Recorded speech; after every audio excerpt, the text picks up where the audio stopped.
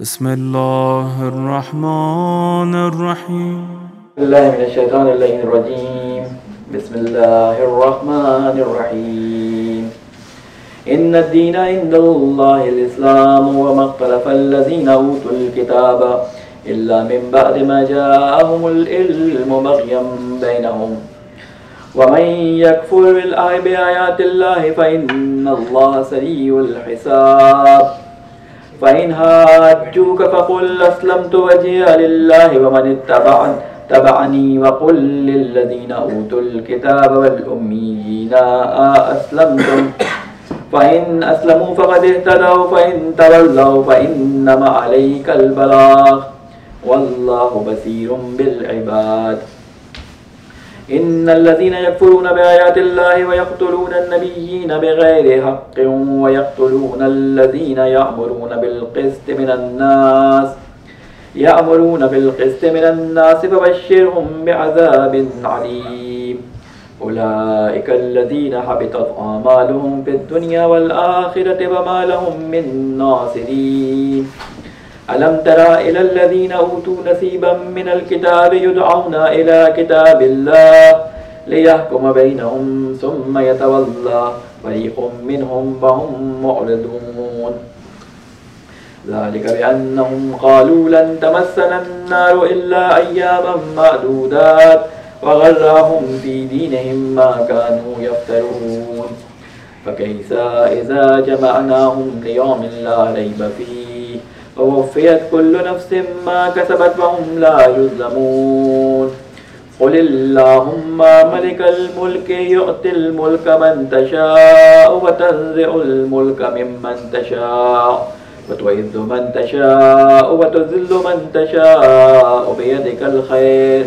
إنك على كل شيء قدير تولج الليل في النهار وتولج النهار في الليل وتخرج الحي من الميت وتخرج الميت من الحي وترزق من تشاء بغير حساب لا يتخذ المؤمنون الكافرين أولياء من دون المؤمنين فمن يفعل ذلك فليس من الله في شيء إلا أن تتقوا منهم تقاة ويحذركم الله نفسه وإلى الله المصير صدق الله العلي العظيم صلوات بجي محمد وعلي محمد السلام علیکم ورحمۃ اللہ وبرکاتہ. ہماری گفتگو سورہ آل عمران کے ذیل میں چل رہی تھی اور آیت نمبر 18 تک ہماری گفتگو جو ہے مکمل ہو گئی تھی اور آیت نمبر 19 سے آج یہ گفتگو کا آغاز ہونا ہے. 19 آیت شروع کرنے سے پہلے میں پچھلی آیتیں جو پڑھی تھیں ان کا ایک خلاصہ آپ کے سامنے بیان کر دوں کہ ذکر ہو رہا تھا کہ اللہ تعالیٰ نے پچھلی آیات میں یہ ذکر کیا تھا کہ اللہ تعالیٰ نے کچھ لوگوں کے لیے جو اللہ تعالیٰ کا تقوی اختیار کرتے ہیں ان کے لیے ایسی جنات رکھی ہیں کہ جن کے نیچے سے نہریں بہتی ہیں اور اس میں ان کے لیے پاکیزہ بیویاں پاکیزہ جوڑے ہوں گے اور اللہ تعالیٰ کی رضا ہوگی. واللہ بصیر بالعباد اور اللہ تعالیٰ بصیرت رکھتا ہے جانتا ہے اپنے بندوں کے بارے میں. الذین یقولون یہ جو اللہ تعالیٰ نے خصوصیات بیان کی ہیں جنت اللہ تعالیٰ نے بیان کی کن لوگوں کے لیے ہے یہ ان لوگوں کے لیے بیان کی کہ جن کے اندر یہ کوالٹیز پائی جاتی ہوں گی. وہ کوالٹیز اللہ تعالیٰ نے اگلی آیت میں بیان کی ہیں کہ وہ کیا ہوں گے. والصابرین صبر کرنے والے ہوں گے, والصادقین سچے ہوں گے, والقانتین اور قانتین یعنی انصاف کرنے والے ہوں گے, اور والمنفقین اور انفاق کرنے والے ہوں گے, والمستغفرین بالاسحار اور صبح کے اس پہر میں جسے آپ سحر کہتے ہیں سحر کے وقت اٹھ کے اللہ تعالیٰ سے مغفرت مانگنے والے ہوں گے. یہ اللہ تعالیٰ نے مومنین کی صفات بیان کی تھی کہ جن کے لیے اللہ تعالیٰ نے انعام رکھے ہیں. اسی طرح کی بہت ساری مومنین کی صفات سورہ مومنون کے اندر بھی بیان کی گئی ہیں کہ مومن کون ہیں. انما المؤمنون کر کے اگر آپ آیت کو سرچ کریں قرآن مجید کے اندر تو آپ کو بہت ساری آیات ملیں گی جن میں انما المؤمنون سے آیات شروع ہو رہی ہیں. ان میں مومنین کی صفات بیان کی ہیں اور ان صفات کے ساتھ اللہ تعالیٰ نے یہ بھی بیان کیا ہے کہ یہ مومن کون لوگ ہیں. تو انشاءاللہ جب آپ قرآن مجید کا مطالعہ کریں تو اپنے موبائل ایپس کے اندر ایسا قرآن جو ہے وہ انسٹال کر لیں کہ جس کے اندر سرچ ہو. آپ انما المؤمنون لکھیں تو وہ تمام آیات آپ کو دکھا دیں. آئی پیڈ کے اندر اور سیمسنگ یعنی جو اینڈرائڈ سسٹم ہے ان کے اندر اس طرح کے بہت سارے قرآن موجود ہیں. تو اس سے کیا ہوگا کہ آپ کو ایک ہی ٹاپک پہ ایک ہی لفظ قرآن مجید میں پتہ چل جائیں گے کتنی جگہ پہ کس طرح سے استعمال ہوا ہے. بہرحال آج جو ہماری گفتگو ہونی تھی وہ گفتگو یہاں سے سٹارٹ ہو رہی تھی کہ شہد اللہ انہ لا الہ الا ہوا. اس سے پہلے کہ میں گفتگو آغاز کروں میں سورہ آل عمران کے بارے میں کچھ انٹروڈکشن دے چکا تھا, کچھ تھوڑا سا رہ گیا تھا, وہ آپ کے سامنے میں بیان کر دوں کہ آل عمران کے اندر کچھ چیزوں کو جو سورہ بقرہ سے ملتی جلتی ہیں ان کو بیان کیا گیا. آل عمران اور سورہ بقرہ تقریباً ایک جوڑا ہے, یعنی تقریباً ملتے جلتے مطالب اس کے اندر موجود ہیں. فرق کیا ہے کہ آل عمران کے اندر احکامات کم بیان ہوئے ہیں, سورہ بقرہ کے اندر بہت سارے احکامات بیان ہوئے تھے, آپ کو معلوم ہوا طلاق کے, روزے کے اور مختلف احکامات بیان ہوتے ہیں. اس میں صرف ایک حکم جو ہے وہ بیان ہوا ہے, وہ ہے حج کا. اس میں جہاد فی سبیل اللہ کا ذکر تھا, اس کے اندر جنگ احد کا ذکر ہے, تقریباً 1/7 یعنی 1/3 آیات, تقریباً 60 آیات جنگ احد, اس کے حالات, وہ سارے سینیریو کے بارے میں آئی ہیں کہ جنگ احد میں کیا ہوا تھا, وہ ساری کی ساری سورہ آل عمران کے اندر آئی ہیں. اس کے بعد سورہ بقرہ کے اندر ہمارا آپ نے دیکھا ہوگا کہ اللہ تعالیٰ کا زیادہ تر جو رابطہ تھا یا زیادہ تر گفتگو کس کے بارے میں تھی, اہل کتاب, اور اہل کتاب میں سے زیادہ تر یہود کے بارے میں تھی. یعنی وہ امت مسلمہ جو حضرت ابراہیم علیہ السلام کے بعد پہلی امت مسلمہ قائم ہوئی, جو اپنے آپ کو بعد میں یہودی کہنے لگے, ان سے خطاب تھا. اہل کتاب کے ایک گروہ, اہل کتاب میں کتنے لوگ شامل تھے جو بظاہر اس وقت رسول خدا کے سامنے تھے؟ کون کون تھے؟ ایک اہل عیسائی تھے اور ایک اہل کتاب میں دوسرے تھے یہودی. یہودیوں سے خطاب بقرہ میں تھا. اس سورہ میں زیادہ تر خطاب نصارہ سے ہے, اور اس میں الوہیت خداوند یعنی اللہ تعالیٰ کے واحد ہونے کے بارے میں اور حضرت عیسیٰ کے رب یا الہ نہ ہونے کے بارے میں دلائل بھی دیے گئے. اور وہ جو مباہلے کی آیت تھی, مباہلے کا جو سارا واقعہ پیش آیا تھا, وہ بھی اسی کے ذیل میں آیات آئی تھی. اب ہماری گفتگو جو اس میں خاص طور پہ آئے گی وہ آل عمران میں آئے گی کہ اس میں جہاد, انفاق اور ان تمام چیزوں سے جو مقصد حاصل کرنا تھا اس کا نچوڑ آل عمران میں آئے گا, اور اس کا کلائمیکس جو ہے وہ کہاں پہ آئے گا؟ سورہ مائدہ کے اندر آ کے بیان ہوگا. یہ سارے کے سارے نظام اور سارے کے سارے احکام اللہ تعالیٰ اہل کتاب سے خطاب کرتے ہوئے پہلے یہود کو دے رہے ہیں, پھر نصارہ کو دے رہے ہیں, اور ساتھ ساتھ مسلمانوں کو مخاطب قرار دیتے جا رہے ہیں. ان کا مقصد کیا ہے؟ ان کا مقصد اللہ تعالیٰ نے اس میں اشارتاً بیان کیا ہے, اور وہ مقصد یہ بیان کیا ہے کہ اللہ تعالیٰ نے رسولوں کو اور انبیاء کو صرف اس لیے بھیجا ہے کہ وہ زمین کے اندر عدل و قسط کا قیام کر سکیں, یعنی ایک عادلانہ نظام قائم کر سکیں. یعنی تمام کی تمام تگدو جو اللہ تعالیٰ کی ان آیات کے اندر ان لوگوں کے ساتھ آیات کی صورت میں ہو رہی ہے, وہ ساری کی ساری کس چیز کی طرف ہے کہ ایک عادلانہ نظام کہ جس کے اندر تمام لوگوں کے ساتھ عدل و انصاف سے کام لیا جائے, وہ قائم ہو جائے. اور وہ کب قائم ہوئی؟ وہ آپ کو معلوم ہے کہ مدینہ کے اندر رسول خدا تشریف لے کے آئے تو وہ حکومت اسلامی قائم ہوئی ہے, اور پھر وہ جب آیات آئیں گی تو انشاءاللہ اس کے بارے میں آپ کو بیان کریں گے. یہاں پہ اب یہ بتا رہے ہیں کہ شہد اللہ انہ لا الہ الا ہوا. اب گواہی دیتا ہے, کون گواہی دیتا ہے؟ شہد گواہ ہے اللہ. اب یہ سوال پیدا ہی ہوتا ہے کہ گفتگو ہو رہی تھی اہل کتاب سے, اس میں مسلمان بھی سامنے موجود ہیں, اس میں یہود بھی موجود ہیں, سب موجود ہیں. اب کہہ رہے ہیں کہ قیامت کے دن جب یہ لوگ سب پلٹ کے آئیں گے تو قیامت میں عدل انصاف کا قیام کہاں پہ ہوتا ہے؟ عدل انصاف کا قیامت کا قیام ہوتا ہے ایک عدالت کے اندر. عدالت میں کون لوگ ہوتے ہیں؟ عدالت میں ایک جج ہوتا ہے جو فیصلہ کرتا ہے, ایک گواہ ہوتا ہے, اور ایک وہ ہوتا ہے شخص جو اپنا مقدمہ لے کر آیا ہوتا ہے, جس کا مقدمہ لڑا جا رہا ہوتا ہے, یا وکیل ہوتا ہے ایک ساتھ. تو اللہ تعالیٰ کہتا ہے جب عدالت لگے گی تو دیکھو کون شہادت دینے والے کون لوگ ہوں گے. جو عدالت کا مالک ہوگا, جو عدالت میں فیصلہ کرنے والا ہوگا, وہی عدالت میں گواہی دینے والا ہوگا. آپ سوچیں کہ کسی جگہ گواہی دی جا رہی ہو, وہاں پہ جو ہے وہ لوگ گواہی دے رہے ہوں, ایک دفعہ جج خود اٹھ کے کہہ رہا ہے کہ میں گواہی دیتا ہوں اس شخص کے بارے میں, یہ اس کام کے بارے میں کہ اس میں کتنا حق تھا اور کتنا باطل پوشیدہ تھا. تو اللہ تعالیٰ کہتا ہے جس دن گواہی دی جائے گی اس دن سب سے پہلا شاہد کون ہوگا؟ شہد اللہ, میں خود شاہد ہوں گا. اس لیے روایات میں جملے ملتے ہیں کہ گناہ کرتے وقت خلوت میں, خصوصاً چھپ کر گناہ کرتے وقت زیادہ ڈرو. میں اپنے الفاظ بیان کر رہا ہوں, زیادہ ڈرو. کیوں؟ اس لیے کہ جب تم چھپ کے گناہ کرتے ہو تو جو تمہارا شاہد ہوتا ہے وہ ذات ہے جو سب دیکھ رہا ہے, یعنی اللہ تعالیٰ, وہ وہاں پہ گواہ ہوتا ہے. تو اللہ تعالیٰ کہتا ہے شہد اللہ انہ لا الہ الا ہوا, کہ گواہی دی ہے اللہ نے, اس کے سوا کوئی خدا نہیں ہے. کس چیز کی گواہی دی ہے؟ یہ لڑ کس بات پہ رہتے ہیں؟ عیسائی کس بات پہ لڑ رہے تھے کہ عیسیٰ کو, حضرت عیسیٰ علیہ السلام کو, عیسیٰ بن مریم کو اللہ تعالیٰ کا شریک بیان کر رہے تھے, اور کہتے تھے کہ عیسیٰ اللہ کے بیٹے ہیں. کہتے ہیں گواہی دو, کس بات کی اللہ تعالیٰ گواہی دے رہا ہے؟ کہ اللہ کے علاوہ کوئی معبود نہیں ہے. والملائکۃ, اور کون گواہی دے رہا ہے؟ سب سے پرفیکٹ مخلوق جو اللہ تعالیٰ نے پیدا کی, کہ جو اللہ تعالیٰ کے حکم کی جسے کہتے ہیں کہ ایسی پیروی کرتی ہے کہ اس میں خطا کا امکان نہیں ہوتا، بلکہ وہ غلطی کر ہی نہیں سکتے. اللہ تعالیٰ نے بنایا اس کو ایسا ہے کہ ان سے غلطی کا امکان نہیں ہے، ان سے غلطی کا کوئی امکان نہیں ہے. یہ جو ہمارے یہاں مشہور ہے کہ فلاں فرشتے سے غلطی ہو گئی، اللہ تعالیٰ قرآن مجید میں کہتے ہیں کہ ہم آیت قرآنی ہے کہ وہ صرف اللہ تعالیٰ کے امر کی پیروی کرتے ہیں، اس کے خلاف ورزی نہیں کرتے، یعنی وہ کر ہی نہیں سکتے، کرتے ہی نہیں ہیں، ان کو بنایا ہی اسی طرح کے. تو اللہ تعالیٰ کی گواہی دینے کے ساتھ کون لوگ گواہی دینے کے لیے آئیں گے؟ ملائکہ اللہ تعالیٰ کی وحدانیت کی گواہی دینے کے لیے آئیں گے. وَأُولُو الْعِلْمِ قَائِمًا بِالْقِسْطِ، اور کون آئیں گے؟ اور وہ لوگ آئیں گے کہ جو صاحبان علم ہیں اس صورت سے کہ پوری کی پوری عدالت کے ساتھ برقرار ہے یہ عدالت، اور کوئی خدا نہیں سوائے اس کی جو زبردست ہے اور ٹھیک ٹھاک کام کرنے والا ہے. ایک صلوات بھیجیں محمد والے محمد پہ.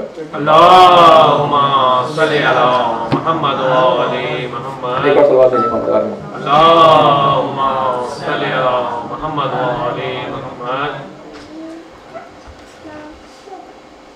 ایک صلوات بھیجیں. اللہم صلی علی محمد و علی محمد. پھر اس کے بعد اللہ تعالیٰ فرماتا ہے فَإِنْ حَاجُّوكَ ان الدین عند اللہ الاسلام. کہتے ہیں اللہ تعالیٰ کے نزدیک جو دین سب سے زیادہ پسندیدہ ہے وہ کون سا ہے؟ وہ اسلام ہے. اصل میں سوال کیا پیدا ہو رہا تھا کہ یہودی اور عیسائی لڑ رہے تھے رسول خدا سے کس بارے میں کہ تمہارا دین سچا نہیں ہے، ہمارا دین سچا ہے. یہاں پہ کیونکہ عیسائی مخاطب ہیں تو یہاں پہ ان کی جرح اللہ تعالیٰ کے رسول کے ساتھ یہ تھی کہ دیکھو جو تم اسلام لے کے آئے وہ اسلام تو ہمارے پاس بھی ہے. تو یہاں پہ ان آیات کے اندر اللہ تعالیٰ نے بتایا ہے کہ دیکھو اللہ تعالیٰ کے نزدیک پسندیدہ دین اسلام ہے جس کو تم بھی مانتے ہو اور ہم بھی مانتے ہیں، لیکن وہ ورژن جو تمہارے پاس اسلام کا ہے وہ ورژن اب آؤٹ آف ڈیٹ ہو چکا ہے، اس کے اندر تم نے بہت ساری خرابیاں پیدا کر دی ہیں، اس کے اندر بہت سارے وائسز لگ گئے ہیں. اللہ تعالیٰ کے نزدیک وہ اسلام جو اب اپڈیٹڈ اسلام ہے وہ سب سے زیادہ پسندیدہ اور اللہ تعالیٰ کے نزدیک قابل قبول ہے. وَمَا اخْتَلَفَ الَّذِينَ أُوتُوا الْكِتَابَ إِلَّا مِن بَعْدِ مَا جَاءَهُمُ الْعِلْمُ بَغْيًا بَيْنَهُمْ. بلا شبہ دین اللہ کے نزدیک سے اسلام ہے اور نہیں اختلاف کیا اس دین سے ان لوگوں نے جنہیں دی گئی تھی کتاب.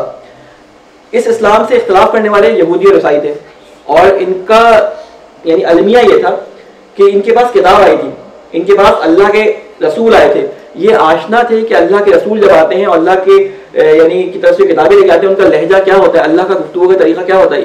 سب سے پہلے جن کو پہچاننا چاہیے تھا رسول خدا صلی اللہ علیہ وسلم کو، جن کو پہچاننا چاہیے تھا قرآن مجید کو، وہ یہ دو قومیں تھیں کہ جن کے بارے میں اللہ تعالیٰ نے اپنی تمام جیسے کہتے ہیں کہ نعمتیں بھی گنوائی ہیں، ان کے اوپر آنے والے عذاب بھی بیان کیے ہیں.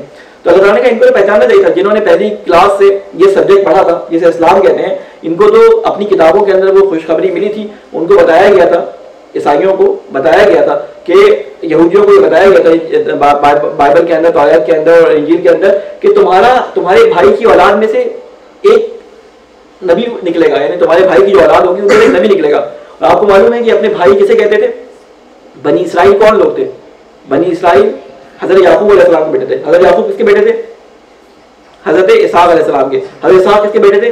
حضرت ابراہیم علیہ السلام کے. تو یہ ابراہیم کی نسل سے سلسلہ چلتا آ رہا تھا اور ابراہیم نے 2 پودے لگائے تھے. ایک پودا اپنی نسل کا کہاں لگایا تھا؟ فلسطین کی سرخیز زمین کے اندر، اور ایک پودا حضرت ابراہیم نے کہاں لگایا تھا؟ عرب کے تپتے ہوئے صحرا میں. ان کو معلوم تھا کہ حضرت ابراہیم کا ایک بیٹا وہاں پہ موجود ہے، اور ان کو یہ بھی معلوم تھا کہ سارے انبیاء اور سارے نبی جتنے آئے ہیں وہ ان کے آئے ہیں. تو ان لوگوں کو جو انبیاء کی نعمت سے محروم تھے، جو کتابوں کی نعمت سے محروم تھے، یہ اہل کتاب کیا کہتے تھے اس وقت؟ یہودی کیا کہتے تھے ان لوگوں کو؟ امی کہتے تھے. جن کے پاس کتاب نہ آئی ہو، جن کے پاس کوئی مدرسہ یعنی کوئی انسٹیٹیوشن نہ ہو دین پہنچانے کا، یعنی ان کے پاس کوئی رسول نہ آیا ہو، ان لوگوں کو کیا کہتے تھے یہ لوگ؟ امی. ہمارے یہاں امی کا لفظ ایک غلط معنی میں آ گیا ہے، ایک نا ان پڑھ، ایک جاہل کے معنی میں آ گیا، جبکہ اہل کتاب ان کو یہ لقب دینے والے عربوں کو اہل کتاب تھے، یعنی یہودی تھے جن کی کتابوں میں لفظ امی موجود ہے. اور امی سے مراد وہ لوگ کہتے ہیں کہ حضرت اسماعیل علیہ السلام کی اولاد کی جن کے یہاں کوئی نبی نہیں آیا. تو ان کا ذکر کرتے ہوئے یہ بتا رہے ہیں کہ انہوں نے اختلاف کیا جبکہ ان کے پاس علم آ گیا تھا. اور اس کے بعد انہوں نے کیا کیا کہ آپس میں یہ جو اختلاف تھا اس کی وجہ کیا تھی؟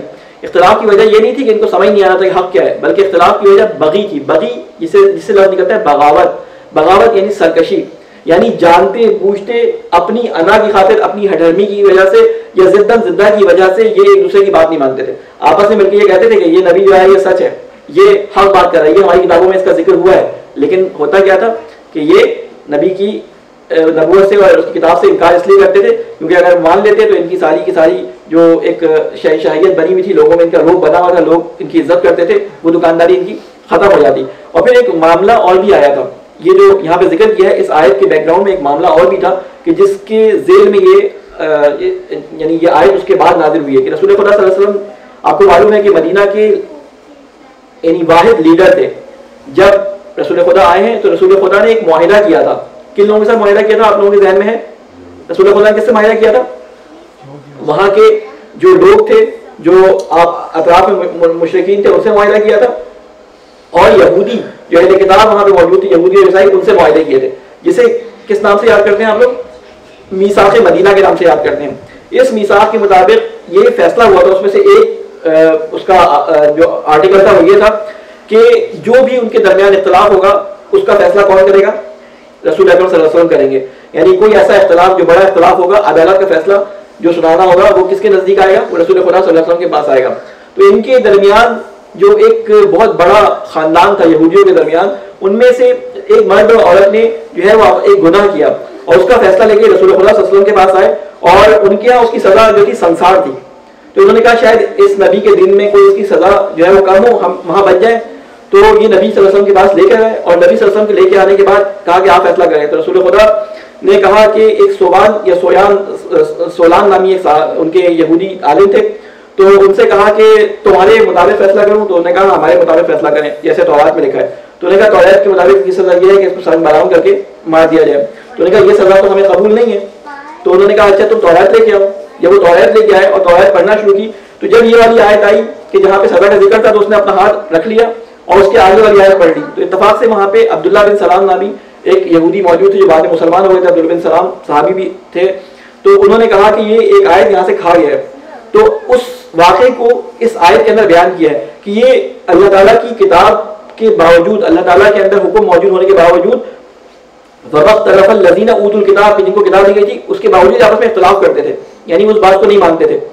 ٹھیک ہے، اور بغاوت کی وجہ سے، کیوں؟ سرکشی کی وجہ سے کہ وہ کسی کا فیصلہ قبول کرنا نہیں چاہتے تھے. پھر اس کے بعد فرماتے ہیں فَإِنَّ اللَّهَ وَمَن يَكْفُرْ بِآيَاتِ اللَّهِ، اور جو کوئی اللہ تعالیٰ کی آیات کا انکار کرے گا، فَإِنَّ اللَّهَ سَرِيعُ الْحِسَابِ، تو اللہ تعالیٰ بہت جلد حساب و کتاب کرنے والا ہے. آپ کو معلوم ہے لفظ حساب کہاں پہ استعمال ہوتا ہے؟ میں نے الحمد کی تفسیر بیان کرا تھا، وہاں پہ اس کو تفصیل سے بیان کیا تھا. حساب کہتے ہیں کہ ایسا، یعنی حاسب کہتے ہیں اس شخص کو جسے اکاؤنٹنٹ بھی آپ کہتے ہیں، یعنی جس سے ایک بھی پیسہ یا ایک بھی کام جس کی نگاہ سے نہ گزرے، یعنی نگاہ سے بچے نہ، یعنی ایک ایک پیسے کا وہ حساب رکھتا ہو، ایک ایک عمل کا وہ حساب رکھتا ہو. تو حساب کرنے والا وہ شخص ہوتا ہے کہ جس کی نظر سے کوئی چیز، اکاؤنٹنٹ ہوتا ہے جس کی نظر سے کوئی جو ٹرانزیکشن جو ہے بچ کے نہیں جاتی. تو اللہ تعالیٰ کہتا ہے کہ وہاں پہ تمہارے جتنے بھی یہ چھپے ہوئے کام ہیں، کارنامے، اللہ تعالیٰ اتنی جلدی ان کا فیصلہ کرے گا کہ تم حیران پریشان ہو جاؤ گے کہ ہم نے تو اتنے خفیہ منصوبے اور اتنے خفیہ طریقے سے، اتنے پیچیدہ طریقے سے یہ پلان بنایا تھے، یہ اللہ تعالیٰ نے کیسے اس کا فیصلہ کر دیا. فَإِنْ حَاجُّوكَ فَقُلْ أَسْلَمْتُ وَجْهِيَ لِلَّهِ وَمَنِ اتَّبَعَنِي، کہتے ہیں کہ اگر آپ سے یہ حجت سے کام لیں، حجت، حاجو کہتے ہیں حجت یعنی کسی کے ساتھ جھگڑا کرنا، اور جھگڑا کس وقت کرنا کہ آپ کے اوپر اگر ایک جسے کہتے ہیں دلیل آ جائے، آپ کے پاس کوئی ایسا ریزن بیان کر دیا جائے جو آپ کی کتابوں میں موجود ہو اور اسی سے آپ کے لیے ایک بات کو ثابت کر دیا جائے، اس کے باوجود آپ بات کو نہ مانیں. کیونکہ اسلام وہی اسلام تھا. اس وقت عیسائی ورسز محمدی نہیں تھا، یہودی یا یعقوب ورسز محمدی نہیں تھا، بلکہ اسلام کے ساتھ تھا. رسول خدا محمدیت کی تعلیم نہیں دے رہے تھے، وہ کہہ رہے تھے یہودی ہو جاؤ یا عیسائی ہو جاؤ، بلکہ رسول خدا اسلام کی تعلیم دے رہے تھے، کہتے جو دین تمہارے پاس ہے وہی دین میں لے کے آیا ہوں. تو اس میں تم لوگوں کو اختلاف کس بات کا ہے؟ تو اللہ تعالیٰ نے کہا کہ اگر یہ آپ سے زیادہ حجت سے کام لیں، آپ سے زیادہ دلیلیں پیش کریں اور کسی کی دلیل لے کے آئیں جس کا کوئی سر و پیر نہ ہو، تو آپ اس سے جان چھڑائیں. یعنی یہاں پہ ہمارے لیے بھی ایک حکم ہے کہ اگر کسی کے بارے میں آپ کو معلوم ہو جائے کہ اس کو علم ہو گیا ہے، اس کے پاس جو ہے وہ حقیقت پہنچ چکی ہے، اس کے باوجود یہ ضد پہ آ رہا ہے، تو بس اس سے پھر آپ اپنا دامن چھڑانے کی کوشش کریں. اور جسے کہتے ہیں نا کہ اس سے منہ پھیر کے آپ کہیں کہ میرا کام تھا تمہیں بتانا، تم اس کو قبول کرتے ہو یا نہیں قبول کرتے. یہ اللہ تعالیٰ نے رسول خدا کو حکم دیا ہے. یہاں پہ اللہ تعالیٰ کہہ رہے ہیں فَإِنْ حَاجُّوكَ فَقُلْ أَسْلَمْتُ وَجْهِيَ لِلَّهِ وَمَنِ اتَّبَعَنِي، کہتے ہیں اگر وہ تم سے حجت سے کام لیں تو تم کہو کہ میں نے تو اپنا چہرہ جھکا دیا ہے، میں نے تو اپنے چہرے کو جھکا دیا ہے اللہ تعالیٰ کے سامنے، اور جو میرے اتباع کرنے والے ہیں انہوں نے بھی اپنے چہرے کو جھکا دیا. یعنی میں تم سے بحث نہیں کروں گا، تم میرے پاس جو آئے ہو میں تم سے بحث نہیں کروں گا فالتو کی کہ تم میری بات کو مانتے نہیں ہو، میں تمہیں دلیلیں دے رہا ہوں تمہاری کتاب سے، تم اس کو نہیں مان رہے، تو اب میرا اور تمہارا فیصلہ اللہ تعالیٰ کے پاس ہوگا. ایک چیز جو یہاں پہ بیان کرنے کی ہے وہ لفظ وجہ ہے. وجہ کسے کہتے ہیں؟ چہرے کو. عربی زبان میں الفاظ ایک لغت کے اندر، ایک ڈکشنری کے اندر اپنے معنی رکھتے ہیں. ایک الفاظ وہ ہوتے ہیں جو عربی زبان کے اندر، عربی لٹریچر کے اندر، عربی ادب کے اندر اس سے معنی لیے جاتے ہیں. ہر زبان میں اس طرح کے الفاظ ہوتے ہیں. جب آپ کسی کے سامنے کہتے ہیں وجہ تو اس کا مطلب یہ نہیں کہ چہرے کو جھکا دینا، یہ بھی ایک مطلب ہے، لیکن اس کا مطلب یہ ہوتا ہے کہ آپ نے اپنا پورا وجود، اپنا جسے کہتے ہیں کہ سب سے نمایاں حصہ جو لوگوں کے سامنے آتا ہے، وہ کہتے ہیں نا کہ میں ان کے سامنے اپنا منہ نہیں دوں گا. اردو میں محاورہ استعمال کرتے ہیں نا، منہ نہیں دوں گا، یعنی کہ جو سب سے واضح چیز ہے جو سب کسی کے سامنے جاتی ہے، فیس کرتی ہے، وہ ہمارا چہرہ ہوتا ہے. تو کہتے ہیں کہ سب سے زیادہ واضح چیز جو لوگوں کے سامنے جاتی ہے میں نے اس کو اللہ تعالیٰ کے سامنے جھکا دیا، جو سب سے وجیح ہوتا ہے، جو سب سے زیادہ عیا ہوتا ہے. یہاں پر بعض لوگوں نے جو ہے وہ وجہ اللہ کے جو جسے کہتے ہیں مصداقات بنائے ہوئے ہیں، اس وجہ اللہ کے مصداق کو یہاں رکھ کر، وہ پچھلی دفعہ میں نے آپ کو بتایا تھا کہ وہ مختلف شخصیات کو اس میں رکھتے رہتے ہیں. اللہ تعالیٰ کہتا ہے کہ جو صفات میری ہیں وہ صفات مجھ سے مخصوص ہیں، ان کا کچھ حصہ، کچھ درجہ، کچھ شباہت کسی میں آ سکتی ہے، وہ بھی اس کی کسب کرنے کی وجہ سے، لیکن تم کسی کو اللہ کا مصداق نہیں بنا سکتے. کیونکہ قرآن مجید میں ایک آیت آئی تھی کہ ان کا کام یہ تھا، یہودیوں کا، یہودی کہہ رہا ہوں مشرکین کا، کہ یہ جز اللہ کے مختلف ہستیوں کے اندر مانتے تھے کہ یہ فلاں اللہ کا فلاں کام کا حصہ دار ہے، یہ فلاں کام کا حصہ دار ہے، فلاں کام کا حصہ دار ہے. تو اللہ تعالیٰ کے رسول کیا کہتے ہیں کہ میں نے اپنا جو سب سے زیادہ قیمتی چیز تھی، اپنا پورا کا پورا وجود اللہ تعالیٰ کے سامنے جھکا دیا. ہماری اتباع، اور جو میرے چاہنے والے ہیں انہوں نے میری اتباع میں، ایک ہوتی ہے اطاعت، ایک ہوتی ہے اتباع، دونوں میں فرق ہے. اتباع کب ہوتی ہے اور اطاعت کب ہوتی ہے؟ اطاعت جب ہوتی ہے جب حکم دیا جاتا ہے، جو احکام آئے انہیں ہم اتباع کے ضمن میں لیتے ہیں کہ جن کو میں نے احکام دیے انہوں نے اس کو پورا پورا اوبے کیا ہے. اور اطاعت کسے کہتے ہیں؟ اطاعت اسے کہتے ہیں کہ حکم کی پیروی جو کی جاتی ہے اسے کہتے ہیں اطاعت. اور اتباع کسے کہتے ہیں؟ کہ جو کام کرتے ہوئے دیکھیں اس کام کو انجام دے دیا جائے. یعنی رسول خدا نے اگر کسی کام کو انجام دیا ہے، ہم اس طرح سے اس کام کو انجام دیں تو وہ رسول خدا کی اتباع ہے. ٹھیک ہے. اور اگر رسول خدا نے کوئی حکم دیا ہے ہم اس کو بجا لاتے ہیں، اس کو پورا کرتے ہیں، تو وہ کیا ہے؟ رسول خدا کی اطاعت ہے. تو یہ لفظ اتباع اور اطاعت کے اندر تھوڑا سا ڈفرینس ہے. تو کہا جو میری اتباع کرتے ہیں، یعنی جو میرے حکم کے محتاج نہیں ہوتے، جو میں کر رہا ہوتا ہوں دیکھ کے انجام دینے کی کوشش کرتے ہیں، جو میرے لہجے سے، میری زبان سے، میرے اٹھنے بیٹھنے سمجھ جاتے ہیں کہ کرنا کیا ہے، وہ بھی اس بات کی تمہاری طرف سے تمہیں کہتے ہیں کہ ہم تم سے بات نہیں کریں گے، ہمارے پاس تمہارے لیے کوئی جو ہے اس کے علاوہ جو اللہ تعالیٰ نے بھیجا ہے اس کے علاوہ کوئی اور چیز موجود نہیں، ہم تم سے حجت بازی نہیں کریں گے. حاجہ کا لفظ حجت بازی کے لیے اردو میں استعمال ہوتا ہے، محاجہ کرنا اس کے لیے استعمال ہوتا ہے. پھر اس کے بعد فرماتا ہے کہ وَقُلْ لِلَّذِينَ أُوتُوا الْكِتَابَ وَالْأُمِّيِّينَ أَأَسْلَمْتُمْ فَإِنْ أَسْلَمُوا فَقَدِ اهْتَدَوْا. لفظ اسلام سلم سے نکلا ہے. سلم معنی ہوتا ہے سلامتی. اسلام کا مطلب کیا ہے؟ سالم ہونا، کسی کی امنیت میں آ جانا، کسی کو جیسے کہتے ہیں کہ امنیت میں دے دینا. ہم جو کہتے ہیں سلام علیکم، یعنی میری طرف سے آپ امنیت میں ہیں، وہ کہتا ہے وعلیکم السلام، آپ بھی میری طرف سے امنیت میں ہیں. یعنی اسلام کہتے ہی اس دین کو ہے کہ جس میں آنے کے بعد اسلام انسان جو ہے وہ امنیت میں آیا تھا، اللہ کی طرف سے امنیت میں آیا تھا. جو اللہ کی طرف سے امنیت میں آیا تھا اس شخص کو کیا کہتے ہیں؟ مومن. امنیت سے ایمن سے نکلا ہے مومن، اسی سے نکلا ہے. تو یہ سارے ایک ہی لفظ ہیں. اسلام اور ایمان میں تھوڑا سا یعنی رب بھی ہے. یہاں پر جو لفظ اسلام استعمال ہوا ہے، یہاں دونوں معنی میں استعمال ہوا ہے. ایک جو اسلام مذہب اسلام ہے اور ایک اسلام تسلیم ہونے کے معنی میں ہے. تو یہاں پہ فرمانا ہے وقل، اور آپ کہہ دیجئے ان لوگوں سے جن کو کتاب دی گئی تھی. لفظ ہے اوت الکتاب. آپ لوگ قرآن مجید جب پڑھتے ہیں تو ان لفظوں پہ غور کیا کریں. کبھی آتا ہے آتیناہم الکتاب، کبھی آتا ہے اوت الکتاب. دونوں لفظ اہل کتاب کے لیے استعمال ہوئے. جب اہل کتاب کے ساتھ بڑی محبت میں بات ہو رہی تھی، ان کے اوپر نعمتوں کا ذکر ہو رہا تھا، تو اللہ تعالیٰ کہتا ہے جب ہم نے ان کو کتاب دی، آتیناہم الکتاب، ٹھیک ہے، ہم نے ان کو کتاب دی، جب وہ ہماری اتباع کر رہے تھے ہم نے ان کو یہ حکم دیا، یہ حکم دیا. اور جب وہ نافرمانی کرتے ہیں اور اللہ تعالیٰ کے حکم نہیں مانتے تو کہا اوت الکتاب، وہ لوگ جن کو کتاب دی گئی تھی، یعنی وہ جو کتاب دی گئی تھی انہوں نے اس کو بھلا دیا ہے، یعنی مجہول کا صیغہ استعمال کیا جاتا ہے. تو یہاں پہ کہا گیا کہ وہ لوگ اوت الکتاب، کہہ دیں ان لوگوں سے جن کو کتاب دی گئی تھی. والامیین، اور ان امیین سے بھی. امیین کون لوگ تھے؟ جو مکہ کے رہنے والے تھے ان لوگوں سے مخاطب ہیں، یعنی بنی اسماعیل اس سے مراد ہیں. تو اسی لفظ سے اللہ تعالیٰ نے سورہ جمعہ میں خطاب کیا ہے بعث فیہم رسولا فی امیین، یعنی ان امیوں میں سے ایک رسول اٹھایا. ہمارے یہاں اس کا ترجمہ کیا جاتا ہے؟ نہ پڑھے لکھے لوگوں میں سے امی رسول اٹھایا. اصل میں امی سے مراد وہاں پہ کیا دیا جاتا ہے؟ امی سے مراد یعنی وہ لوگ جن کے اوپر اب تک کتابیں اور رسولوں کا سلسلہ نہیں آیا تھا، یہ خود امی کہتے تھے اہل کتاب ان لوگوں کو. تو کہا یہاں پہ کیا کہا کہ آپ ان لوگوں سے کہہ دیں کہ جن کو کتاب دی گئی تھی، اور ان لوگوں سے بھی کہہ دیں اسلم تم، کہ تم ایمان لے کے آتے ہو، یعنی تم اپنے چہرے کو جھکاتے ہو جیسے ہم نے اپنے چہرے کو جھکایا، کیا تم اسلام لے کے آتے ہو؟ فَإِنْ أَسْلَمُوا، اگر وہ اسلام لے آئیں فَقَدْ اهْتَدَوْا، اگر وہ اسلام لے آتے ہیں تو بس وہ ہدایت پا جائیں گے.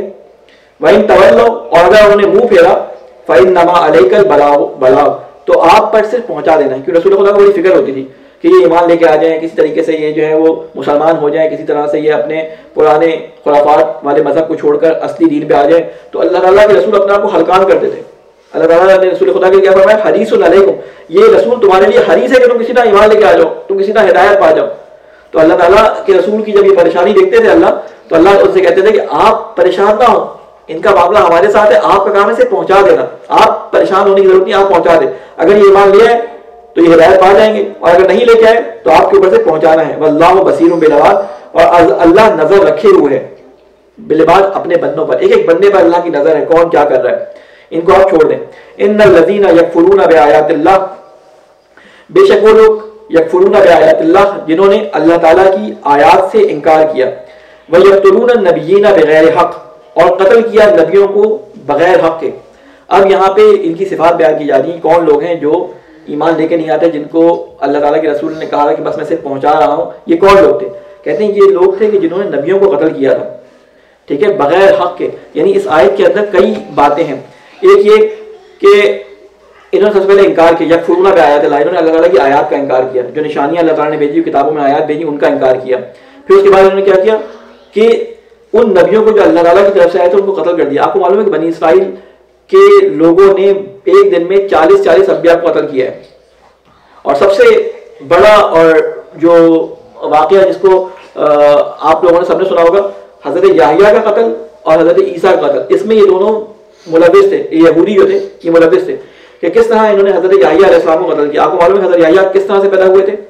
آپ لوگوں کے ذہنوں میں ہے نا کہ حضرت یحییٰ بھی ایک معجزہ تھے. جب حضرت مریم علیہ السلام کو ان کی والدہ نے ان کی پیدائش سے پہلے نظر کیا کہ میں اپنے بطن میں جو میرے وہاں بچہ پیدا ہوگا میں اس کو جو مابعد ہے اس کے لیے وقت کرتی ہوں، تو ان کے یہاں بیٹی پیدا ہوئی. اور جب بیٹی پیدا ہوئی تو اس کی کفالت کی ذمہ داری جو ہے وہ لوگوں نے سب نے جہاں جو پریسٹ تھے وہاں پہ سب نے جا کے ہماری کفالت میں آئے مریم، ہم پہلی دفعہ کوئی بچی آ رہی تھی مابعد کی خدمت کے لیے، تو انہوں نے کہا ہم اس کی کفالت کریں گے، ہم اس کی پرورش کریں گے. تو انہوں نے قرعہ کشی کی. قرعہ کشی کرنے کے بعد انہوں نے حضرت زکریا علیہ السلام کا نام آیا، وہ ہیڈ پریسٹ تھے وہاں کے، سب سے بڑے جو پریسٹ تھے وہ تھے حضرت زکریا، ان کا نام آیا. تو انہوں نے کفالت شروع کی. جب وہ حضرت مریم کے پاس جاتے تھے تو ان کے پاس دیکھتے تھے کہ پھل، تازے پھل اور بڑی خوشبودار پھل ہوتے تھے. وہ کہتے ہیں یہ کہاں سے آئے پھل؟ تو وہ کہتی تھی کہ یہ اللہ تعالیٰ کی طرف سے ہیں، میرے پروردگار کی طرف سے ہیں. تو جب انہوں نے مریم کو اتنا جس سے کہتے ہیں کہ با حیا با کردار اور اتنا بہترین پایا اور کہا کہ ان کو ایسی بچی ملی، انہوں نے وقت کی اے اللہ مجھے بھی، بہت بوڑھے ہو چکے، 90 سال تقریباً ان کی عمر چکی تھی، کہہ رہے مجھے بھی ایک بیٹا تھا اگر. اللہ تعالیٰ سے حضرت زکریا نے دعا کی تو اللہ تعالیٰ نے کہا ٹھیک ہے ہم تمہیں بیٹا عطا کریں گے. تو اس نے کہا کہ میں اتنا بوڑھا ہوں، میری بیوی بانجھ ہے. تو کہا کہ آپ کے لیے میرے لیے کوئی نشانی رکھ. تو کہا کہ تیری نشانی یہ ہے کہ تو 3 دن تک لوگوں سے کلام نہیں کر سکے گا. تو انہوں نے 3 دن تک لوگوں سے بولنا چاہتے بھی تھے تو بول نہیں پاتے تھے، ان کی زبان پر وہی اشاروں سے بات کرتے تھے. پھر اس کے بعد اللہ تعالیٰ نے ان کو یحییٰ کی خوشخبری دی، حضرت یحییٰ علیہ السلام کی. حضرت یحییٰ علیہ السلام پیدا ہوئے تھے، لیکن حضرت یحییٰ کو قتل کیسے کیا گیا؟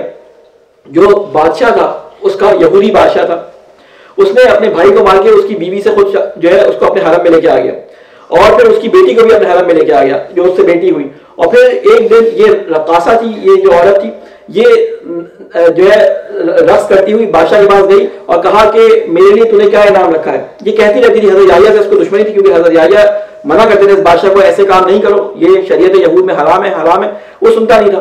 لیکن ان کی بیوی کو بڑی دشمنی تھی، یہ جو بیوی عورت ان کے پاس تھی بادشاہ کے پاس. تو اس نے کہا کہ اس کو قتل کر دو. تو وہ کہتا تھا اس نے کیا جرم کیا ہے، منع کرتا ہے، بہت سارے لوگ منع کرتے ہیں، کام تو غلط ہی ہے. تو پھر ایک دن وہ رقص کرتے کرتے بادشاہ کے پاس آئی اور بادشاہ کے پاس آ کے کہنے لگی کہ تم مجھے انعام میں کیا دو گے؟ تو وہ نشے میں ڈوبتا کہا کہ جو تم مانگو گی میں تمہیں دوں گا، جو تم مانگو گی میں تمہیں دوں گا. تو اس نے رقص کرنے کے بعد وہ بادشاہ کے پاس گئی اور کہا، اس نے بادشاہ نے کہا تو کیا مانگتی ہے؟ تو اس نے کہا میں مشورہ کر لوں. تو اپنی وہ بیٹی جو تھی اپنی ماں کے پاس گئی تو اس نے مشورہ کیا کہ میں کیا مانگوں؟ کہا کہ یحییٰ کا سر مانگ لو. اس لڑکی کے کہنے پر بادشاہ نے جلاد کو بھیجا، پہلے منع کیا، جب نہیں مانی تو کہا کہ تو نے مجھے کہا تھا، وعدہ کیا تھا جو مانگو گے دوں گا. تو کہا کہ یحییٰ کا سر جلاد سے جو ہے وہ حضرت یحییٰ علیہ السلام کو قتل کر کے ان کا سر جو ہے وہ ایک تش میں رکھ کے لا دیا گیا. بہت شباہت تھی حضرت یحییٰ اور حضرت امام حسین کی. اسی طرح ان کو ذبح کر دیا گیا اور اسی طرح ان کا سر جو ہے وہ کاٹ کر جو ہے بادشاہ کے سامنے لایا گیا، جیسے ابن زیاد کے سامنے امام حسین علیہ السلام کا سر لایا گیا تھا. بہرحال تو یہ اللہ تعالیٰ فرماتا ہے کہ یہ نبیوں کو قتل کر، ان کا سب سے بڑا جرم، یعنی بہت سارے جرموں میں ان کا سب سے بڑا جرم کیا تھا کہ یہ نبیوں کو قتل کرتے تھے. ان کا یعنی یہ نبیوں کو قتل کرنے والے تھے. اس کے بعد فرماتا ہے صلوات بھیجے محمد علیہ محمد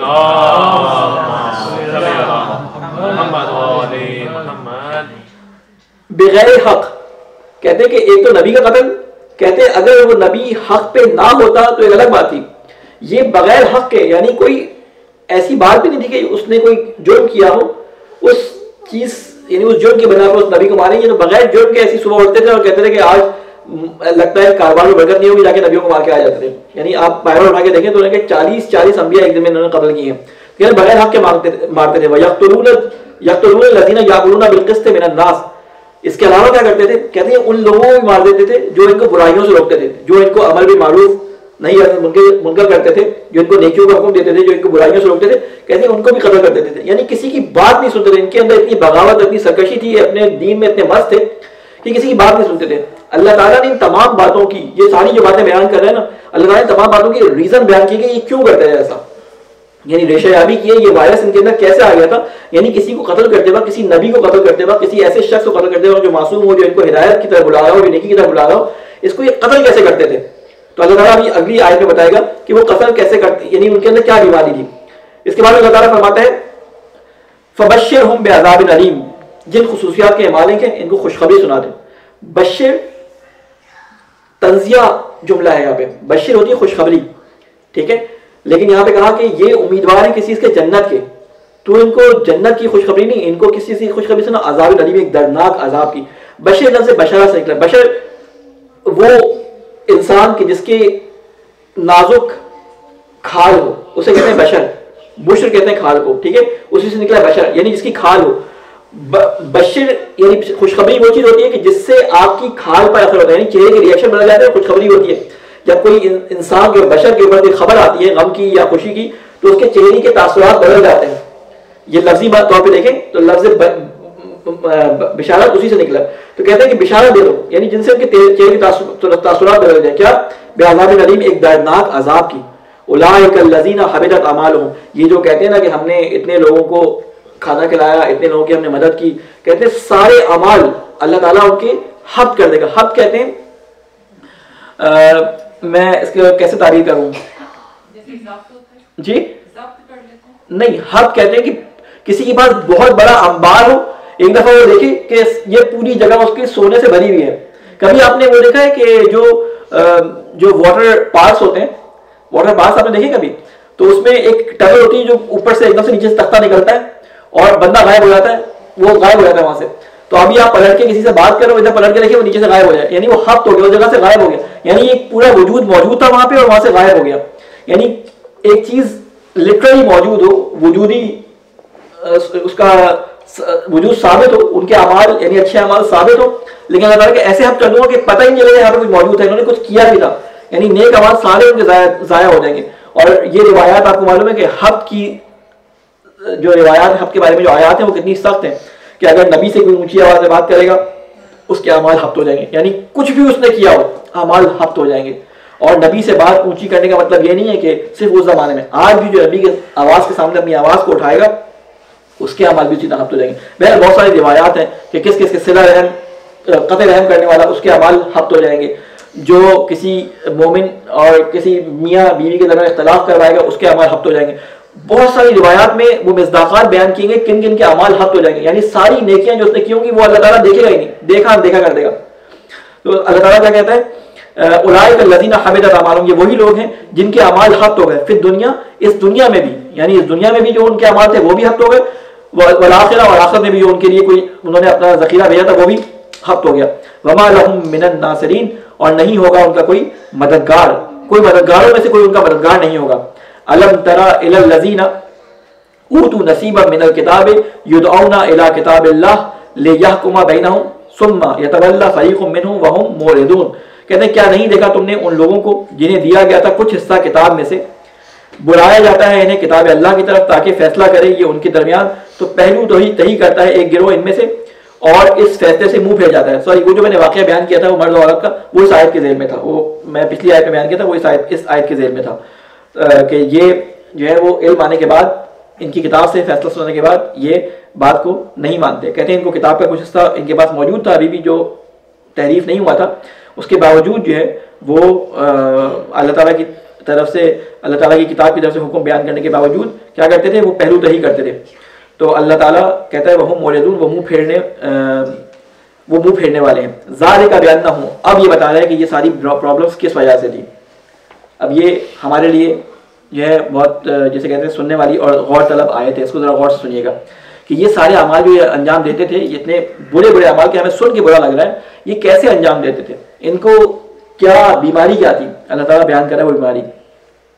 ذالک بانہم، یہ روش یا یہ طریقہ یا یہ کام جو کرتے تھے کس وجہ سے تھا، یہ اس وجہ سے تھا قالو، کیونکہ یہ کہتے تھے، کیا کہتے تھے، لن تمسنا النار الا ایاما معدودات، کہ آگ قیامت میں ہمیں نہیں چھوئے گی سوائے چند دنوں کے. یعنی ان کو ان کے علماء نے یہ پٹی پڑھا دی تھی کہ تم کچھ بھی کر لو تمہیں تو جنت میں جانا ہے، اگر گئے بھی دوزخ میں تو کچھ دنوں کے لیے. ان کے علماء کہتے تھے یہ وہ جو کچھ دن 40 دن یا 10 دن جو تم نے سامری کے کہنے پر وہ سالے کی پرستش کی تھی، بچڑے کی پرستش کی تھی، یا تم نے جو ہے جو حضرت یحییٰ کا قتل کر دیا، یا تم نے کچھ انبیاء کا قتل کر دیا، تو اس کی وجہ سے شاید تم چلے جاؤ، لیکن تم تو اللہ تعالیٰ کی پسندیدہ قوم ہو، تم تو ابراہیم کی اولاد میں سے ہو، تم تو موسیٰ کی اولاد میں سے ہو، تم تو یعقوب کی اولاد میں سے ہو، تم تو بنی اسرائیل میں، تم تو چوزن پیپل ہو. تو کہتے تھے لن، ان کا نظریہ یہ تھا، عقیدہ یہ تھا، جس کی وجہ سے یہ کہتے تھے کہ ہم کچھ بھی کر لیں. اگر کسی کے سامنے سے عقیدہ آخرت ہٹا دیا جائے تو وہ کہے گا ہمارا تو جیسے کہتے ہیں معاملہ پہلے ہی صاف ہے، ہمیں تو بخشا ہی جانا ہے، تو ہم کچھ بھی کر لیں. تو یہ ایک مین ریزن تھا جس کی وجہ سے یہ سارے اتنے برے برے کام کرتے تھے. کیوں؟ اس لیے کہ کہتے تھے کہ ہمیں آگ نہیں چھوئے گی مگر یہ کہ چند گنتی کے دن، وغرہم فی دینہم ما کانوا یفترون، اور یہ فریب میں مبتلا تھے. غرہ کہتے ہیں دھوکے میں ہونا، ٹھیک ہے، یعنی یہ فریب میں مبتلا تھے، ان کو یہ فریب میں مبتلا کر دیا گیا تھا کہ یہ جنت میں جائیں گے. ٹھیک ہے، تو اللہ تعالیٰ کہتے ہیں یہ اپنے دین کے بارے میں یہ فریب میں مبتلا تھے. ما کانوا یفترون، اور یہ باتیں خود اپنی طرف سے گھڑتے تھے. یفترون افطرا کرتے تھے، جھوٹ باندھتے تھے اللہ تعالیٰ کے اوپر، اپنی طرف سے انہوں نے گھڑی ہوئی تھی. فَكَيْفَ إِذَا جَمَعْنَاهُمْ لِيَوْمٍ لَا رَيْبَ فِيهِ، بس کیا کیفیت ہوگی اذا جمعناہم، جب اللہ تعالیٰ ان سب کو جمع کرے گا، لیومن، اس دن، لا ریب فیہ، جس میں کوئی شک نہیں، ووفیت کل نفس ما کسبت، اور پورا پورا بدلہ دیا جائے گا ہر نفس کو، ما کسبت، جو اس نے انجام دیا، یعنی جو کام اس نے کیے اس کا پورا پورا بدلہ دیا جائے گا. اگر کسی نے ایک نیکی کی اس نیکی کو اس کو سامنے لے آیا جائے گا، اگر کسی نے ایک برائی کی اس برائی کو اس کے سامنے لے کے آیا جائے گا. قرآن مجید میں جگہ جگہ اس بات کو بیان فرمایا مختلف جگہوں پہ کہ وَمَن يَعْمَلْ مِثْقَالَ ذَرَّةٍ خَيْرًا يَرَهُ وَمَن يَعْمَلْ مِثْقَالَ ذَرَّةٍ شَرًّا يَرَهُ، یعنی جو نیکی کا کام کرے گا اس کو بھی دیکھ لے گا ایک ذرے کے برابر. ذرہ کہتے ہیں کسی بھی چیز کا سب سے چھوٹا حصہ، جسے آپ آج ایٹم کہہ لیں یا کچھ بھی کہہ لیں، کسی بھی چیز کا سب سے چھوٹا حصہ اسے ذرہ عرب کہتے ہیں. سب سے چھوٹا حصہ کسی بھی چیز کے اگر پارٹیکل کیا جائے چھوٹا حصہ بنے اسے ذرہ کہتے ہیں. کہتے ہیں ہر چیز کا حساب اللہ تعالیٰ کے نزدیک ہوگا. جب حساب ہو رہا ہوگا اور جب نامہ اعمال دیا جائے گا تو آخری جب سورہ تکویر کے اندر یا سورہ غاشیہ میں یہ آیت آتی ہے، جب ان کا نامہ اعمال ان کے ہاتھ میں دیا جائے گا تو جن کا نامہ اعمال ان کے الٹے ہاتھ میں دیا جائے گا وہ کیا کہیں گے کہ یہ کیسا نامہ حساب ہے کہ اس میں کسی چیز کو بھی نہیں چھوڑا گیا، یعنی کوئی چیز بچی نہیں. ہم تو سمجھ رہے تھے کہ ہم بھول گئے تھے، اللہ تعالیٰ کے فرشتوں نے ہر چیز کو اس میں لکھا ہوا، ایک سانس، ایک کسی کی طرف ٹیڑھی نگاہ، ایک کسی چیز کو بری نیت سے کسی کے قدموں میں رکھ دینا، ایک کسی بھی کام کو وہ ہر چیز کو اس نامہ اعمال کے اندر پا لے گا. تو اللہ تعالیٰ کیا فرما رہا ہے کہ یہ دھوکے میں پڑے ہوئے تھے اپنے دین کے معاملے میں، اور وہ دن جس دن اللہ تعالیٰ سب کو جمع کرے گا اور پورا پورا بدلہ دے گا ہر نفس کو، ہر شخص کو جو اس نے اپنے عمل سے انجام دیا تھا. وَهُمْ لَا يُظْلَمُونَ، اور کسی کی حق تلفی نہیں کی جائے گی. اگر کسی نے نیک کام کیا ہوگا تو اللہ تعالیٰ چاہے وہ یہودی ہو چاہے وہ جو مسیحی ہو اس کی حق تلفی نہیں کی جائے گی. کوئی بھی ہو جائے نیک کام کیا اللہ تعالیٰ بدلہ دے گا. اچھا ایک بات یہاں سوال کر رہا تھا کہ جب یہاں پہ کہہ دیا کہ اسلام اللہ تعالیٰ کے نزدیک پسندیدہ ہے اور دوسری طرف کہہ رہا ہے کہ اللہ تعالیٰ کے اسلام ہی اللہ تعالیٰ کے نزدیک قابل قبول دین ہے، پھر وہ جو ہم نے سورہ بقرہ میں وہ آیات پڑھی تھی کہ اللہ تعالیٰ کہتا ہے کہ من اسلم وجہہ للہ، کہ جو شخص اپنے چہرے کو اللہ تعالیٰ کے سامنے جھکا دے تو اللہ تعالیٰ جو ہے وہ ان کے اعمال کا بدلہ دے گا، وہ نیک صالحین میں سے ہیں، وہ مختلف صفات اللہ تعالیٰ نے بیان کی. تو یہ آیت آپس میں ملتی کیسے ہیں، یہ آیت آپس میں میچ کیسے کرتی ہیں، انہیں دو باتوں کو آپ آپس میں ملائیں گے کیسے؟ تو آپ ایک بات کو سن لیں، جتنی باتیں عذاب کی بیان کی جاتی ہیں یہودیوں اہل کتاب کے بارے میں، وہ ان اہل کتاب کے بارے میں بیان کی جا رہی ہیں جو حق کو جان لینے کے باوجود عمل نہیں کرتے تھے. ان میں ایک عمومی طبقہ تھا، ایک عام لوگ تھے کہ جن کے پاس کتاب کا علم غلط پہنچا تھا. یہ ان کی غلطی تھی کہ انہوں نے خود کتاب کی طرف توجہ نہیں دی، یا اپنے علماء کے کہنے میں آ گئے، انہوں نے خود کتاب کو چھوڑ دیا. اللہ تعالیٰ نے ان کو تنبیہ کی ہے، لیکن یہ مسلسل جستجو کا شکار تھے کہ جستجو کرتے تھے کہ کون حق ہے. ان کو سمجھ نہیں آتا تھا. اس لیے ان لوگوں کو جو جستجو میں ہیں لیکن ان کو حق سمجھ نہیں آ رہا، یا تو سمجھانے والے نے نہیں سمجھایا یا ان تک حق کو صحیح سے پہنچایا نہیں کیا، تو وہ ابھی جستجو میں ہیں. وہ اناد نہیں رکھتے اسلام کے ساتھ، وہ اللہ کے حقوق کی جانتے بوجھتے خلاف ورزی نہیں کرتے، بلکہ وہ جستجو میں ہیں. ان لوگوں کے لیے کہ ان کے حقوق کو ظاہر کیا جائے گا، اللہ تعالیٰ کسی کے ساتھ ظلم نہیں کرے گا. قل اللہم مالک الملک یؤتی الملک من تشاء. یہ جو آیت ہے، یہ ہم نے ایک آیت پڑھی تھی جس میں کہا تھا کہ اللہ تعالیٰ کے لیے تمام آسمان اور زمین، یا آیت الکرسی جیسے ہم نے پڑھی تھی. آیت اور آیات بھی کہتے ہیں اسے، یعنی وہ آیت جو آیتوں کی سردار ہے. آیت الکرسی کو آیا تھا سورہ آل عمران میں، یہ والی آیت سمجھیں آیت الکرسی کے ہم پلہ تو نہیں ہے لیکن اس سے کم بھی نہیں ہے، کیونکہ اس میں بھی اللہ تعالیٰ کی مالکیت کا اور اللہ تعالیٰ کی بادشاہت کا ذکر ہے. کیا فرماتے ہیں؟ قل، اے رسول آپ ان سے کہہ دیجیے، اللہم، اللہم اصل میں یا اللہ ہے، یا اللہ جیسے آپ کہتے ہیں نا، اللہم اسی کو اللہم بھی کہا جاتا ہے. ٹھیک ہے، اللہم مالک الملک، اے اللہ جو مالک ہے، جو بادشاہ ہے، تو تل ملک من تشاء، تو جس کو چاہتا ہے عزت دیتا ہے. اب سوال یہاں پہ کیا ہو رہا ہے؟ اللہ تعالیٰ رسول خدا سے دعائیہ الفاظ میں ایک چیز کا ذکر کر رہا ہے. یہ دعا، لیکن یہ چیز اللہ تعالیٰ رسول خدا کو عطا کرنے والا ہے. ٹھیک ہے، ایک حکومت اللہ تعالیٰ رسول خدا کو عطا کرنے والا ہے، لیکن اللہ تعالیٰ نے رسول کی زبان سے دعائیہ طور پہ کلمات کو عطا کروایا ہے. اے اللہ، اے رسول کہہ دے کہ مالک و بادشاہ تو ہے، تو حکومت دیتا ہے جسے چاہتا ہے اور چھین لیتا ہے حکومت جس سے چاہتا ہے. وَتُعِزُّ مَن تَشَاءُ، اور تو جس کو چاہتا ہے عزت دیتا ہے. وَتُذِلُّ مَن تَشَاءُ، اور جسے چاہتا ہے ذلت دے دیتا ہے. بِيَدِكَ الْخَيْرُ، اور تیرے ہی ہاتھ میں تمام خیر ہے. اِنَّكَ عَلَىٰ كُلِّ شَيْءٍ قَدِيرٌ، بے شک تو ہر چیز پر قادر ہے. اب سوال یہ تھا کہ ابھی تک بادشاہت، رسالت کن کے ہاتھوں میں تھی؟ عیسائیوں کے ہاتھوں میں تھی، کیونکہ آخری جو نبی آئے تھے وہ عیسائیوں کے آئے تھے. اب اللہ تعالیٰ وہ جو حکومت و بادشاہت تھی وہ ان سے مسلمانوں میں منتقل کر رہا ہے. یہاں پہ اللہ تعالیٰ یہ بیان کر رہا ہے کہ دیکھو، میں جب کسی کو عہدہ دیتا ہوں، میں جب کسی کو ایک رتبہ دیتا ہوں، تو وہ رتبہ اس کی اپنی شخصیت کی وجہ سے نہیں ہوتا، بلکہ وہ ان کے ان اعمال کی وجہ سے ہوتا ہے جو میری اتباع میں، میرے رسول کی اتباع میں اس نے انجام دیے ہوتے ہیں.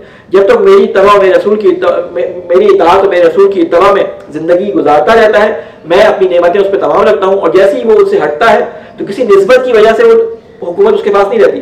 تو اب یہ حکومت جو اللہ تعالیٰ کی تھی وہ منتقل ہو رہی تھی کس میں؟ دین اسحاق سے، اولاد اسحاق سے اولاد اسماعیل پہ منتقل ہوئی تھی، رسول خدا پہ ہو رہی تھی. تو یہاں پہ اللہ تعالیٰ نے دعائیہ طور پہ رسول خدا سے وہ کلمات دیے کہ تو جس کو چاہتا ہے عزت دیتا ہے، جس کو چاہتا ہے ملک دیتا ہے، جس کو چاہتا ہے تو ذلت دیتا ہے، اور تیری ہی ہاتھ میں ہر نیکی، ہر خیر، ہر بھلائی جو ہے وہ اللہ تیرے ہاتھ میں ہے، اور تو ہر چیز پر قادر ہے. بس آخری آیت ہم کر کے اس کو ختم کرتے ہیں. تولج اللیل فی النہار وتولج النہار فی اللیل وتخرج الحی من المیت وتخرج المیت من الحی وترزق من تشاء بغیر حساب. مثال اللہ تعالیٰ کس چیز کی لے کے آیا ہے؟ مثال دن اور رات کی لے کے آیا ہے. کیسے کہ جب دن اور رات ہوتی ہیں تو آپ کو پتہ نہیں چلتا کہ ایک دم سے کوئی دھماکہ ہو، اندھیرے سے روشنی ہو، جیسے آپ لائٹ کھولتے ہیں روشنی ہو جاتی ہے، ایسا نہیں ہوتا. دن اور رات ایسے آتی ہے پتہ بھی نہیں چلتا. یعنی آپ غور کریں، آپ جتنا بھی غور سے دیکھتے ہیں پتہ نہیں چلتا، آہستہ آہستہ ایسے شامل ہو جاتی ہے رات دن کے اندر اور دن رات کے اندر کہ پتہ نہیں چلتا. تو اللہ تعالیٰ یہاں دعائیہ الفاظ میں جو رسول خدا کہہ رہے ہیں نا کہ حکومت کیسے منتقل کروانی ہے، تو اللہ تعالیٰ بتا رہا ہے کہ حکومت دیکھو کیسے منتقل ہوگی کہ پتہ بھی نہیں چلے گا کہ دین اسماعیل میں جو ہے وہ حکومت اللہ تعالیٰ نے قرار دے دی. اب ان کے پاس یہ عہدہ جو اللہ تعالیٰ کی طرف سے تھا ملک کا، یہ اب اسماعیل علیہ السلام کی اولاد میں رہے گا. تو مثال دی ہے وہاں پہ کہ اللہ تو وہ ہے، اس طرح سے منتقل کرتا ہے جیسے رات کو دن میں کرتا ہے اور دن کو رات میں کرتا ہے، جیسے میت کو زندہ کرتا ہے اور جیسے زندہ کو مردہ کرتا ہے. وتخرج المیت من الحی، نکالتا ہے بے جان کو جاندار سے. بے جان کو جاندار سے کیسے نکالتا ہے؟ اور جاندار کو بے جان سے. مٹی بے جان ہوتی ہے، اس سے پھل پودے نکل آتے ہیں. انڈے کے اندر زردی ہوتی ہے، بے جان ہوتی ہے، اس سے پودے نکل آتے ہیں. ایک ماں مر جاتی ہے لیکن اس کا بچہ زندہ پیدا ہو جاتا ہے. تو اللہ تعالیٰ مثال دیتا ہے اللہ تو وہ ہے کہ جو ہر کام کر سکتا ہے، یعنی وہ جو مصداقات ان کے ذہنوں میں آ سکتے تھے ساری مثالیں اللہ تعالیٰ نے یہاں پہ سمودی ہیں. اور کہتے ہیں وَتَرْزُقُ، اور رزق دیتا ہے من تشاء بغیر حساب، جس کو چاہتا ہے بغیر حساب کے. آپ کو معلوم ہے کہ رسول خدا کے ساتھ ہوا کیا تھا؟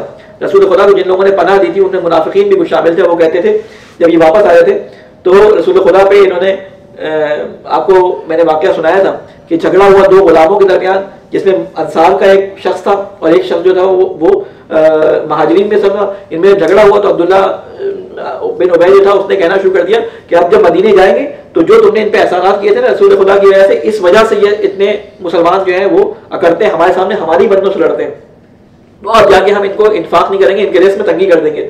تو اللہ تعالیٰ نے کہا یہ رزق جو ہم دیتے ہیں یہ سب ہماری طرف سے ہوتا ہے، تم نہیں دیتے. کوئی اگر یہ سمجھتا ہے کہ میں اپنی یتیم کی مدد کر رہا ہوں تو وہ اس کو خوشگمانی ہے. یہ اللہ تعالیٰ ہوتا ہے جو اس کے جیب میں وہ مال دے رہا ہوتا ہے، جو کسی کو مدد کے لیے اس کے دل میں جگہ بھی دیتا ہے، اس کے دل میں جذبہ بھی پیدا کرتا ہے، اس کے لیے مال بھی فراہم کرتا ہے. تو اللہ تعالیٰ کہتا ہے کہ اللہ تعالیٰ جس کو چاہے بے حساب دیتا ہے. آخری آیت کر لیں، ایک سوال ہے محمد والے بلکہ یہ آیت ہم اگلی دفعہ کر لیں گے کیونکہ اس آیت کا مضمون جو ہے وہ اگلی آیت سے مل رہا ہے. لا تتخذ المؤمنون الکافرین اولیاء، ترجمہ کر دیتا ہوں اس کو، اگلی دفعہ ہم دوبارہ تفصیل سے کر لیں گے. لا يتخذ المؤمنون کافرین اولیاء من دون المؤمنین، کہتے ہیں کہ اے رسول ان سے کہہ دیجیے گا لا تتخذوا، کہ نہ بنائے مومن کافروں کو اپنا دوست. ومن یفعل ذلک، جو ایسا کافروں کو اپنا دوست نہ بنائے، من دون المؤمنین، مومنین کو چھوڑ کے. ومن یفعل ذلک، اور جو ایسا کرے گا، فلیس من اللہ، تو اللہ کا اس سے کوئی تعلق نہیں ہے. الا ان تتقوا منہم تقات، مگر یہ کہ تم بچنا چاہو ان کے شر سے کسی قسم کا بچنا، اور ڈراتا ہے اللہ تم کو اپنی ذات سے. تقیہ کی جو دلیل لیتے ہیں علماء شیعہ وہ اسی آیت سے لیتے ہیں. کہتے ہیں کہ تم ان کے ساتھ دوستی نہ کرنا، لیکن اگر ایسی جگہ جہاں پہ تمہیں جان کو خطرہ ہو جائے تو وہاں پہ تم اللہ سوائے اس جگہ کہ لا ان تتقوا منہم، کہ تم ڈر رہے ہو یا تمہیں بچنا ہو، منہم ان میں سے، ان لوگوں سے، تقات، تو وہاں پہ تم چھپا سکتے ہو. ٹھیک ہے، تو یہاں پہ اللہ تعالیٰ نے کہا ہے کہ مومنوں کو اجازت نہیں ہے، کیونکہ بعض مومنین ایسے تھے کہ جو اتنے مروب تھے اہل کتاب سے کہ وہ کہتے تھے کہ جب بھی موقع لگا تو اہل کتاب کی ہم مدد کر دیں گے، یہ بھی تو ہمارے ساتھ ہی رہتے ہیں، بڑے پیسے والے لوگ ہیں. تو اللہ تعالیٰ مومنین کو اجازت نہیں ہے کہ وہ اپنا سرپرست اولیاء یعنی جن کی وہ اتباع کریں وہ کفار کو بنائیں. اللہ تعالیٰ سے یہ دعا ہے کہ اللہ تجھے واسطہ ہے محمد والے محمد کا، ہمیں ان لوگوں کا مصداق نہ بنانا، ان لوگوں کے نقش قدم پہ نہ جلانا کہ جن کے دلوں پہ اللہ تعالیٰ نے ایسی مہر کی کہ انہوں نے آگے بڑھ کر انبیاء کو قتل کر دیا. اے اللہ ہمیں ان میں بھی قرار نہ دینا جو انبیاء کی اولادوں کو قتل کرنے والے ہیں. اے اللہ تجھے واسطہ محمد والے محمد کا اپنی قرآن کی آیات کو کھول کر ان کی نورانیت کو ہمارے دلوں میں جو ہے وہ ہمارے دلوں کو ان سے منور فرما. اے اللہ تجھے واسطہ ہے محمد والے محمد کا قرآن کی آیات کو ہمارے لیے واضح فرما. اے اللہ تجھے واسطہ ہے محمد والے محمد کا فہم قرآن کو ہمارے لیے آسان فرما. اے اللہ تجھے واسطہ ہے محمد والے محمد کا کہ ہمیں قرآن پڑھنے اور اس پہ عمل کرنے کی توفیق عطا فرما. اے اللہ تجھے واسطہ ہے محمد والے محمد کا جہاں جہاں مسلمانوں پہ ظلم ہو رہے ہیں اس ظلم سے ان کو نجات عطا فرما. اے اللہ تجھے واسطہ ہے محمد والے محمد کا مظلومین غزہ، مظلومین یمن، مظلومین فلسطین اور مظلومین کشمیر کی حفاظت فرما. اے اللہ تجھے واسطہ ہے محمد والے محمد کا ان کے دلوں میں سکون عطا فرما. اے اللہ تجھے واسطہ ہے محمد والے محمد کا غیب سے ان کی مدد فرما. اے اللہ تجھے واسطہ ہے محمد والے محمد کا علماء کرام کا سایہ ہمارے سروں پہ قائم فرما. ہمارے امام کی حفاظت فرما، ہمیں ان کے ناصر و عوان میں شامل فرما. ربنا تقبل منا انک انت السمیع العلیم برحمتک یا ارحم الراحمین.